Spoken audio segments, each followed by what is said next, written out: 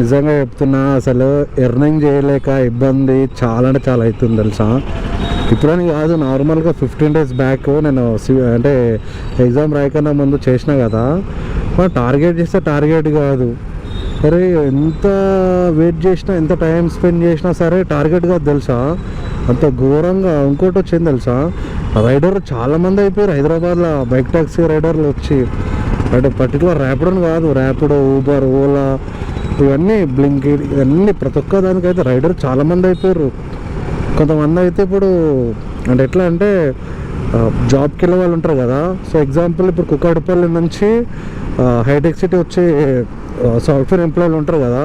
So వాళ్ళు ఏం చేస్తారంటే నార్మల్గా మంచిగా అక్కడ నుంచి వచ్చేటప్పుడు కస్టమర్ని పికప్ చేసుకొని వస్తారు. సో ఇక్కడ నుంచి పోయేటప్పుడు సేమ్ ప్రాసెస్. చాలామంది సాఫ్ట్వేర్ వాళ్ళు ఇదే చేస్తారు కాక, అసలు నిజంగా మంది పెట్రోల్ ఖర్చుల కోసం చేస్తారు, కానీ రెగ్యులర్ చేసే వాళ్ళకి చాలా ఇబ్బంది అవుతుంది తెలుసా.